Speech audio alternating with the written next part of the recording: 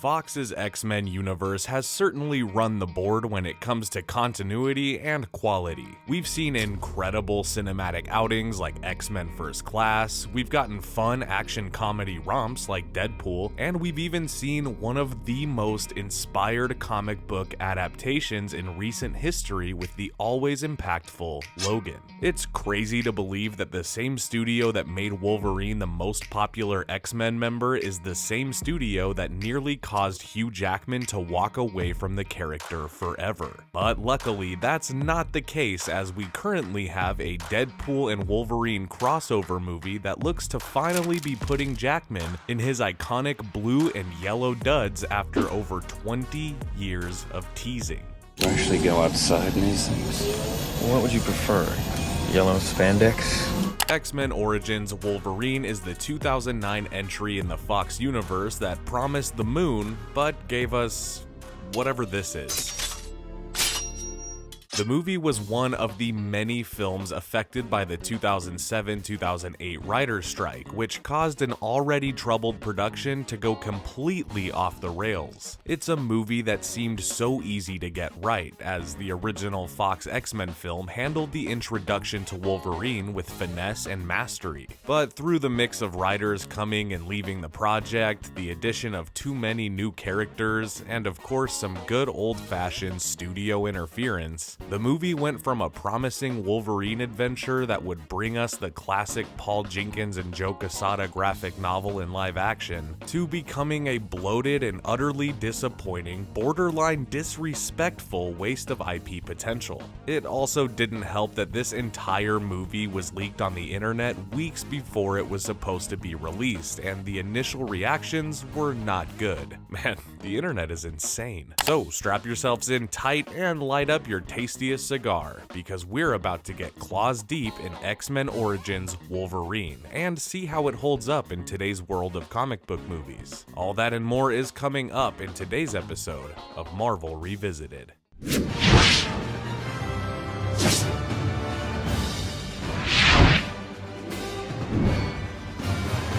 After the disappointing conclusion to the original X-Men trilogy, you'd think Fox would have pumped the brakes before taking another swing at the franchise. But you know that old saying in Hollywood, "We'll stop beating the dead horse when the horse stops spitting out money." I'm sure somebody said that, right? It smells like government. Well, seeing as Hugh Jackman had become a superstar after his iconic portrayal of the character and audiences had proven to show up for him in theaters, Fox decided to take their franchise in the direction of character origin stories. Of course, the first character to explore was an obvious choice for the studio, as Wolverine was not only a fan favorite in the movies, but the character had endless amounts of source material to draw from, as he was not only a key member of the X-Men, but also had multiple spin-off comic series of his own to pull inspiration from. Among the most popular was the 2001 Paul Jenkins and Joe Quesada series, Origin.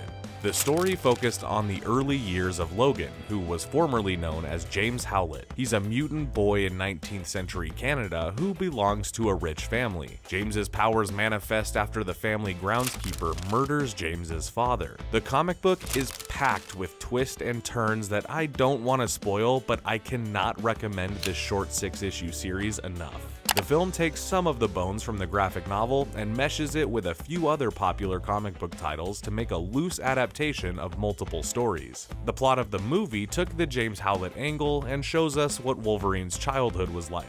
Now, where the book succeeds in delivering a twist to the identity of Wolverine, this movie just kinda gives you the full thing right away.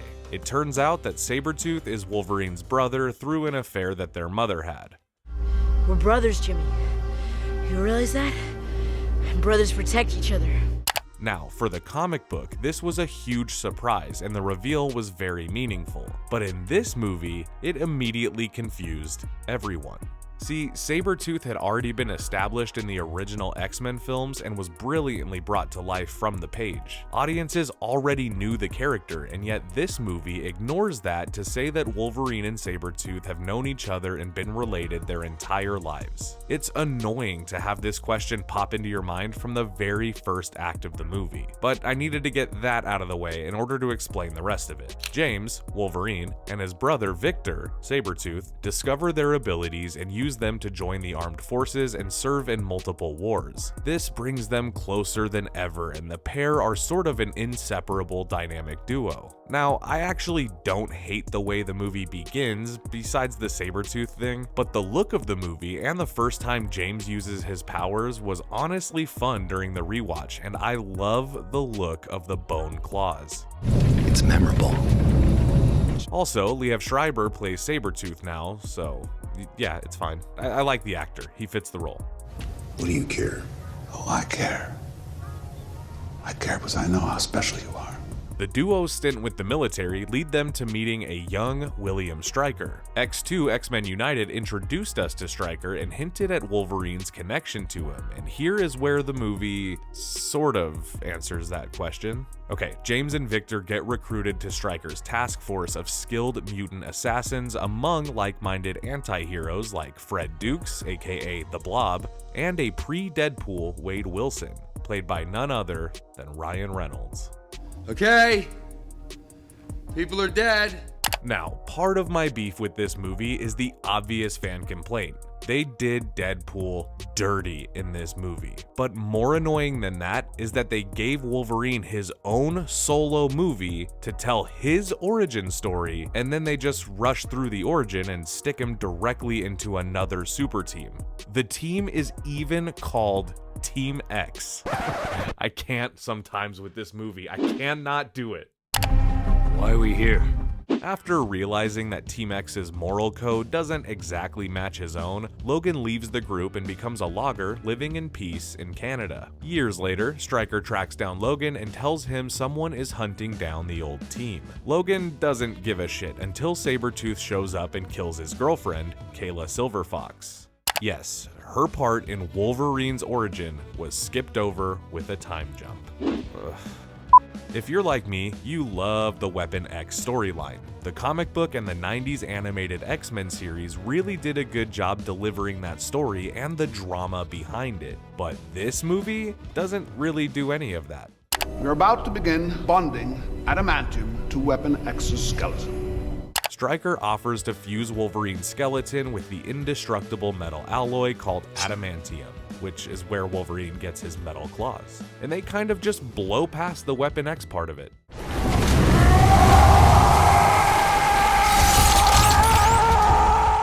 So, Logan wants revenge for what Victor did to his girl, and he goes to Stryker to figure out where he can find him. So about halfway through the movie, it becomes a revenge plot. But just before we can criticize it too harshly, the movie throws us some mutants to keep us quiet. Now looking for Victor, Logan visits the old crew to get information.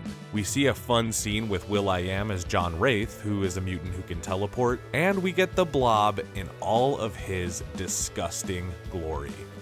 You develop a bit of eating disorder. We all got our coping mechanisms. The tone of this movie shifts a lot throughout the runtime, and this scene is a hilarious example of that. Like, Logan's whole life just got ripped away from him violently, and then now he's boxing like a f***ing cartoon with this giant dude. Oh, that's funny. You're still so funny, Logan. Now, up until this point, the movie has tried to be funny. It's tried to be dramatic. It's tried to be action-packed, and it's tried to be whatever the hell this version of Wolverine's origin is. But when I saw this film, I was willing to set all of that aside and ignore the amount of eye-rolling I had done if they could just deliver on one thing. Gambit. Are you Remy LeBeau? Do I owe you money? For those who don't know, Gambit is my favorite X-Men character of all time. I love this character and his story so much, and when I heard that he was in this movie, I was confused but willing to go with it. So Logan, still looking for Victor, finds himself in New Orleans where he hears that a local card shark may be able to help him with his mission. Taylor Kitsch plays Remy LeBeau, aka Gambit, a mutant who has the ability to kinetically charge any object with his fingertips, as well as the ability to hypnotize people with his mutant charm. He is an absolute gem of a character, and how do you think this movie handles him? Go on, I'll wait. 2 years I rotting in that hell and I ain't never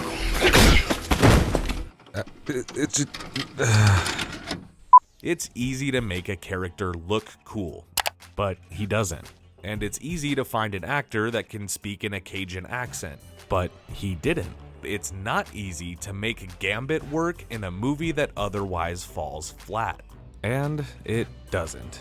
This is really just a quick chase and fight scene where Logan and Remy duke it out with Sabretooth, Gambit throws some cards, and we see him use his iconic staff to propel himself through the air. That's a nice stick.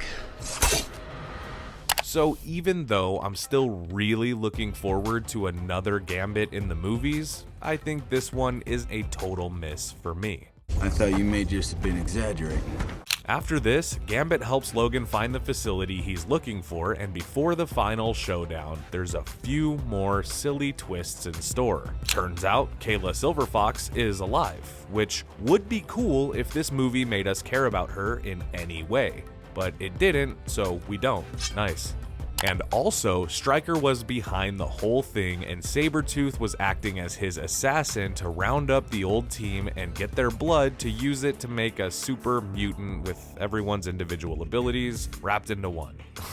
Why? I mean, Stryker wanted to destroy the entire mutant race in the previous movies because his mutant son was plagued by the amount of power he had. Here, he's just doing things to ruin them, I think. I needed your powers for the pool. The what? Deadpool. Okay, now I've been dreading this part of the review for the last 10 minutes so far, so let's talk about the reintroduction of Wade Wilson. Wait, is that you? Well, what can I say that hasn't been said? This was bad.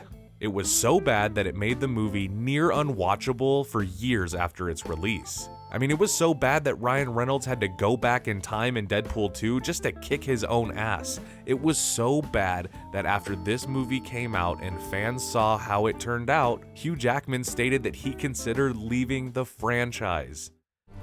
We can't just let you walk away.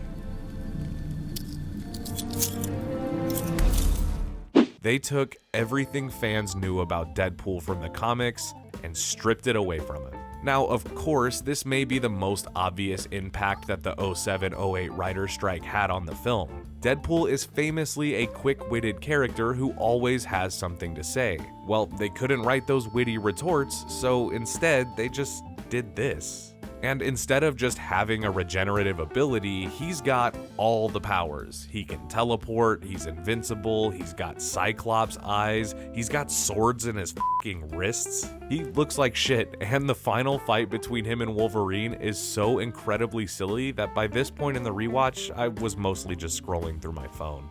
They do shoehorn Professor X in the ending. He shows up to save some young mutant captives, and they pop Wolverine in the head with an adamantium bullet, which gives him the amnesia he was suffering from in the original trilogy. I don't know if that makes any of it come full circle or not. If you didn't have that mouth on you, Wade, you'd be the perfect soldier. You know, the making of this movie had its problems, and simply put, it shows. The writing was weak, the plot was all over the place, the continuity was blown right away and never let up, and above all, it didn't give us a real story to focus on. It was more concerned with packing mutants into what always should have been a solo adventure with the X-Men's lone wolf. It wasn't the worst rewatch we've had on this show, but it certainly wasn't the best.